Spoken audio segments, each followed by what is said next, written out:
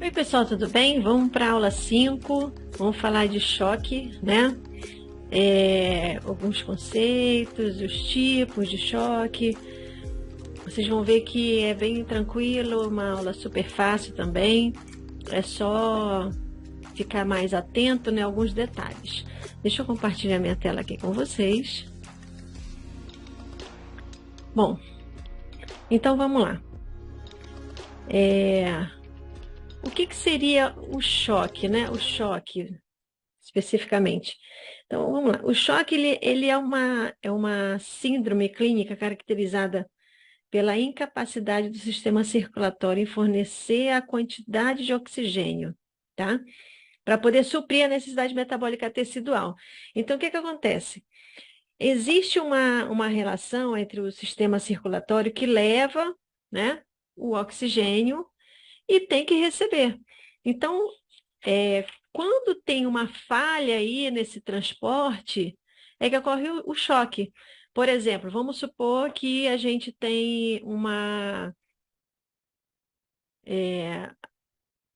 que nós precisamos de um ônibus de transporte público para a gente se deslocar de um ponto a outro. Aí, de repente, nós temos assim, vamos supor que em condições normais temos 200 ônibus disponíveis para levar 1.000 pessoas. Só que quando acontece uma greve, né, nós temos um ônibus para levar essas 1.000 pessoas. E aí, nesse ônibus entram 200 pessoas e vai levando, né? Tem uma capacidade de 40 pessoas, mas aí leva 200. E vai. Então, mas aí mesmo assim, as pessoas vão chegar atrasadas no seu ponto, vão chegar atrasadas no seu lugar. Então, vai ter uma disfunção aí nesse transporte, na entrega dessas pessoas para chegarem no horário certo. E aí, assim, ele vai ter que dar várias voltas. Então, você percebe que tem um problema aí, ó, nesse transporte, certo? E aí, existem, né, nas classificações do choque, existem 4 tipos. Então, a gente pode ver aqui pelas figuras, né? Por exemplo, o choque hipovolêmico, ou seja, uma baixa de volemia. O que acontece a uma baixa de volemia? O que pode ocorrer?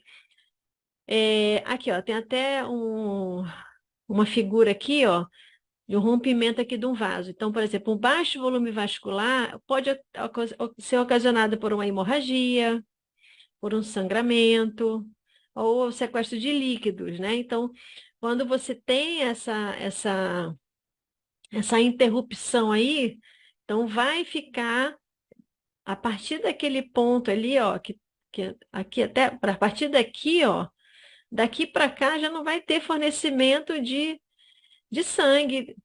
Então, já é uma condição para se ter um choque hipovolêmico.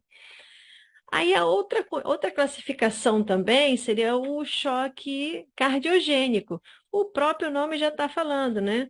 Cardiogênico é uma causa, né? O problema é o coração, né? Que ele é incapaz, que pode ter, que é uma limitação primária, no caso, né? Do coração. Então, pode ser uma insuficiência cardíaca, um aneurisma ventricular, uma arritmia, né? Ou lesões valvares. é, que causa esse distúrbio aí na condução, tá? São defeitos mecânicos no coração. O outro tipo de choque, nós temos o choque obstrutivo. Então, o obstrutivo, o próprio nome já fala, tá? Ele está obstruindo. Então, quer dizer, é, vamos supor, nós temos uma estrada, ó, a estrada está bonitinha, Rio-São Paulo. Vou contar uma história para vocês aí.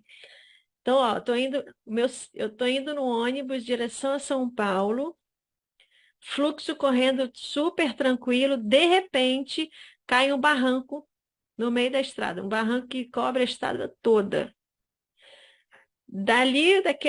Do barranco para trás, vai ficando ali, ó, toda a galera. Do barranco para frente não tem ninguém. Então, o que acontece? Ele resulta em um bloqueio, né, do fluxo sanguíneo na pequena circulação. Ok, na circulação sistêmica. Então, que no caso, esse bloqueio, né, ao fluxo pode ser uma insuficiência, uma embolia causada por um pneumotórax ou tamponamento cardíaco. Então, você vê que, assim, um tromboembolismo pulmonar, né? Então, um tamponamento cardíaco, isso pode causar essa obstrução, que também vai prejudicar esse transporte de oxigênio para os tecidos. E o último é o distributivo, né? Que é uma inadequação entre a demanda metabólica e a oferta local de oxigênio, né?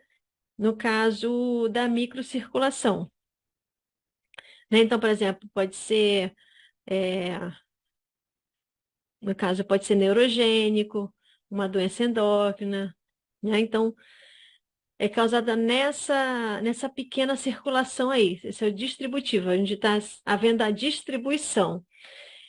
E aí, o que acontece? Quando tem um choque séptico, né? Ainda vai entrar na parte de sepse, porque a sepse é uma infecção, causada também por uma infecção. O que acontece? Então, o choque séptico tem a sepse, a necessidade de uma droga vasoativa, né, para manter a PA, a, a pressão arterial média, geralmente uma noradrenalina, e o lactato acima de 2, tá?